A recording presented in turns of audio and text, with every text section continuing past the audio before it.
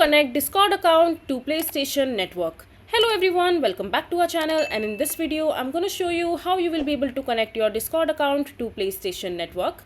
So for that, just simply open your Discord account, and after that just simply click on the profile section from the bottom right corner of the mobile screen, and from there just simply locate the settings option from the top right corner, and over here under the account settings option you will be able to see the option called connections. Just simply tap on it and click on the add from the top right corner again, and over here you will be able to see the option called PlayStation Network.